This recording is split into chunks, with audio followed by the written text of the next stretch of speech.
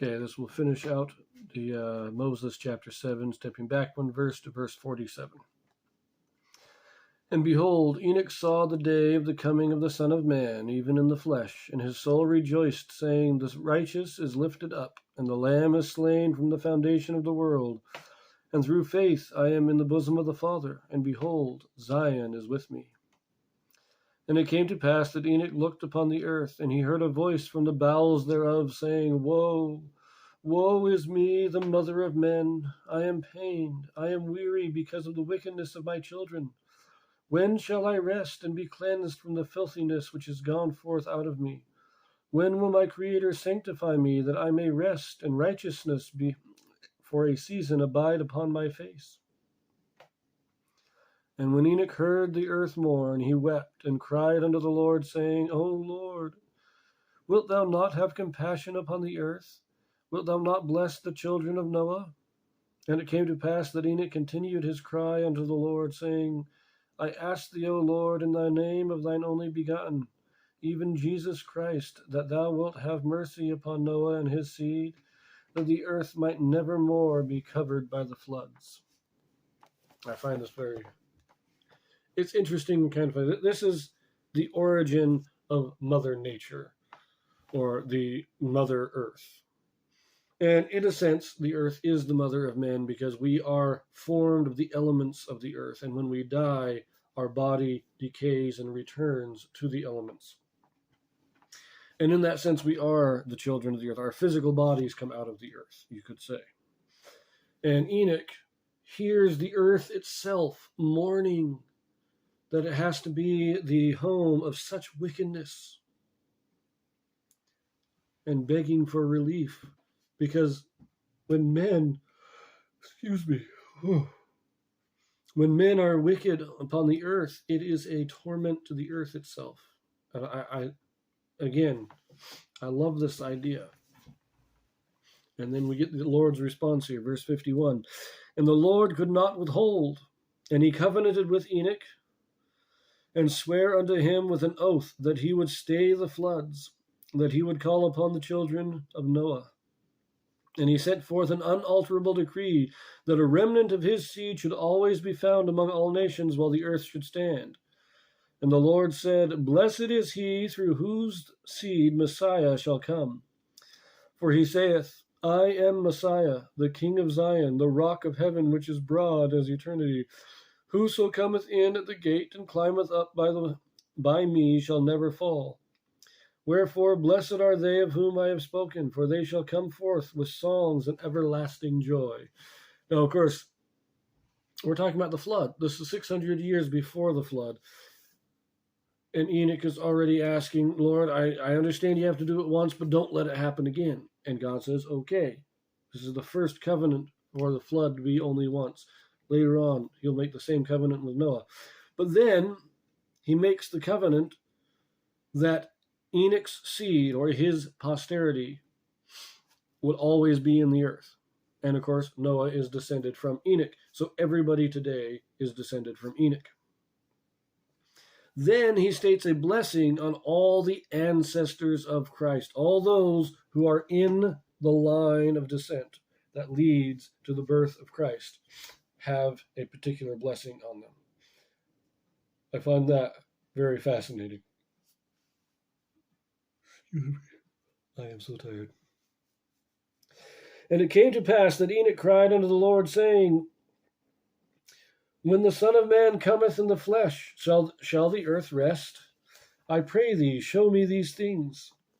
And the Lord said unto Enoch, Look. And he looked, and beheld the Son of Man lifted up on the cross after the manner of men. And he heard a loud voice, and the heavens were veiled, and all the creations of God mourned.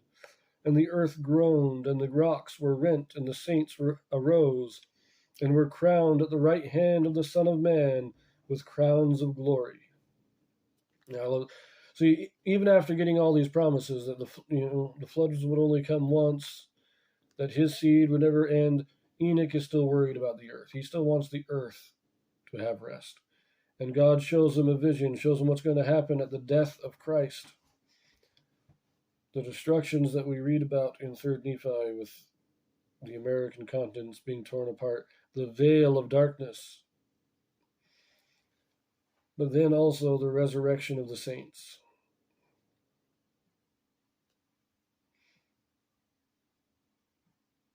And as many of the spirits as were in prison came forth, and stood on the right hand of God, and the remainder were reserved in chains of darkness until the judgment of the great day. So now we have a prophecy of the ministry and salvation of the dead. Continuing, and again Enoch wept and cried unto the Lord, saying, when shall the earth rest?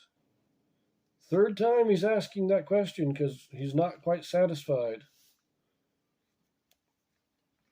And Enoch beheld the Son of Man ascend up unto the Father. And he called unto the Lord, saying, wilt thou not come again upon the earth? Forasmuch as thou art God, and I know thee, and thou hast sworn unto me, and commanded me that I should ask in the name of thine only begotten. Thou hast made me, and given unto me a right to thy throne, and not of myself, but through thine own grace. Wherefore I ask thee, if thou wilt not come again on the earth. I love this interaction here. This is the most interactive vision I think I can think of in the scriptures. I know Nephi does talk to the angel that's showing him all the visions, but he generally just asks what the interpretation is, and the angel shows him something, and he says, "Okay, I get it." But I love this with Enoch. He hears the earth mourn. He's okay. I hear your cries. When is the earth going to rest? Let's get rid of those floods. And God says, well, after the first one, we won't send any more. And Enoch says, okay, but when will the earth rest? And God shows him the death of Christ and the destructions, and the earth itself mourning and kind of rebelling against the wickedness of men and the death of its Lord. And he asks again, okay, but when is the earth going to rest? And so he shows him, he sees Christ rising, ascending up into heaven. And he says, wait a minute, you can't go yet. Aren't you going to come back? The earth still hasn't had its rest yet. It's just a fun interaction here with Enoch. And the Lord said unto Enoch, as I live, even so will I come in the last days, in the days of wickedness and vengeance, to fulfill the oath which I have made unto you concerning the children of Noah. And the day shall come that the earth shall rest. But before that day the heavens shall be darkened, and a veil of darkness shall cover the earth. And the heavens shall shake, and also the earth. And great tribulation shall be among the children of men, but my people will I preserve. And righteousness will I send down out of heaven, and truth will I send forth out of the earth, to bear testimony of mine only begotten, his resurrection from the dead. Yea, and also the resurrection of all men, and righteousness and truth will I cause to sweep the earth as with a flood, to gather out mine elect from the four quarters of the earth, unto a place which I shall prepare, an holy city, that my people may gird up their loins and be looking forth for the time of my coming. For there shall be my tabernacle, and it shall be called Zion, a new Jerusalem. Now, going back to the beginning of this verse, this is a prophecy of the Book of Mormon and restoration. Truth will I send forth out of the earth. That is the Book of Mormon. Righteousness will I send down out of heaven. That is the restoration of the gospel, I think primarily the priesthood, but also the organization of the church. That is what Enoch is being told here. So, verse 63, and the Lord said unto Enoch, then shalt thou and all thy city meet them there, and we will receive them into our bosom, and they shall see us.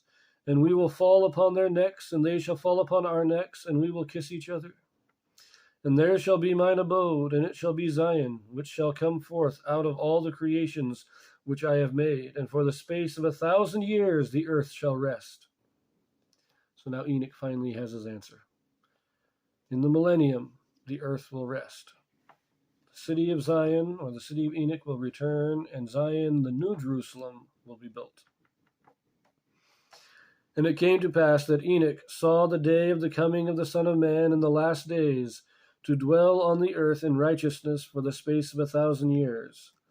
But before that day he saw great tribulations among the wicked, And he also saw the sea, that it was troubled, and men's hearts failing them, looking forth with fear for the judgments of the Almighty God, which should come upon the wicked.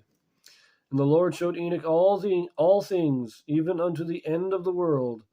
And he saw the day of the righteous, the hour of their redemption, and received a fullness of joy.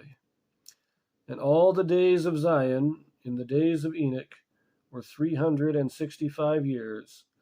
And Enoch and all his people walked with God, and he dwelt in the midst of Zion. And it came to pass that Zion was not, for God received it up into his own bosom.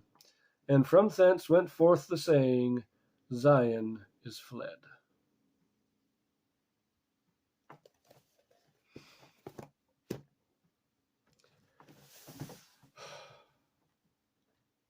That actually takes you to about halfway through chapter 5 in Genesis.